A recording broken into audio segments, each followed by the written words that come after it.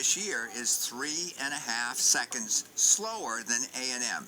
So that's quite a margin here in this event. All outstanding times. And to put in perspective what I just said, this surprised me when I looked up the world rankings so far this year. Jamaica has the 8th fastest time run this year in the 4x4, and LSU and Florida and A&M all have faster times. So A&M starting out in lane number 6. Slated to run Richard Rose out of the blocks. Fred Curley is slated to run second. He of the 400-meter victory and the incredible prelim time.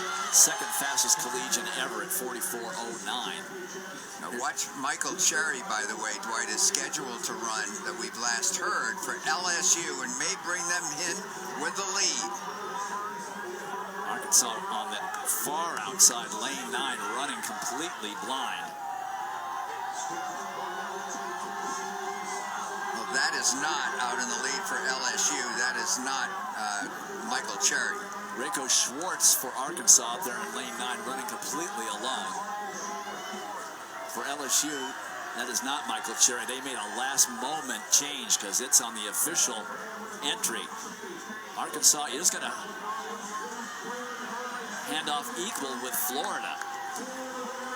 Obi Obikwe, the sophomore, gave them a bit of a lead at the exchange. Here comes Fred Curley for A&M into the lead for the Aggies. Oh, you know who's on his tail? That's Jareem Richards. That's exactly right. Wow. Richards finishing 3rd in the 200, but he has the 400-meter strength, and he's definitely holding his own. Eric Futch there for Florida. Wow. Those legs and those times will be tremendous. And Fred Curley hands off after a brilliant second leg for A&M. Robert Grant, their 400-meter hurdler. So he has plenty of strength. He finished 2nd in that 400-meter hurdle race earlier, I believe. And Dwight, the 2 leadoff guys averaged right around 45 seconds, give or take, for their 2 legs. So a gap has developed, but it is Arkansas in 2nd place, Florida 3rd, Alabama 4th. No, that is Alabama. Yes, that's the way it is. But look at Robert Grant doing a great job on this 3rd leg, and he will hand off to younger brother, junior Malik Curley. Let's see what kind of a leg he can run. There goes Malik. It's Alabama handing off 2nd, then Arkansas, then Florida, and Grant Holloway for Florida on the anchor.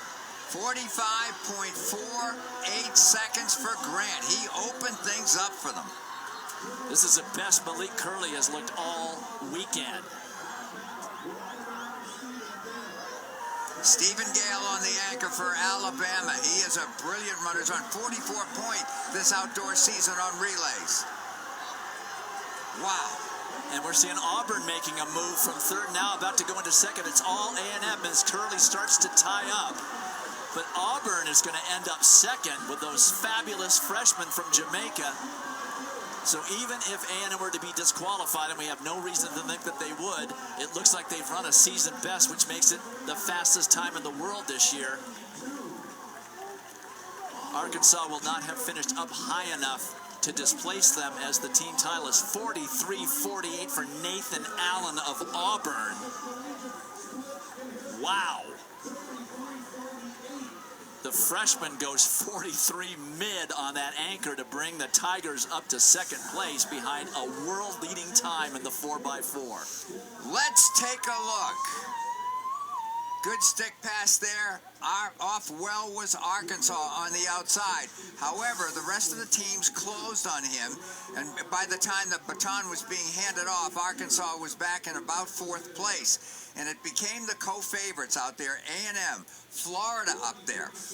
And here's the final exchange. Robert Grant, 45-5 to round it up a bit, winds up handing off to Malik Curley. and the rest of the field bunched at that point.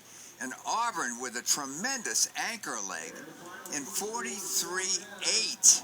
43.48. Oh my goodness. And Lamar Bruton of LSU also broke 44 on the anchor, 43.96, but A&M with the fastest time in the world this year by 0.02 of a second, 3 flat 72 in less than ideal conditions and not really pressed. They win it easily over Auburn at 3:02.10, and then Alabama 3:02.75.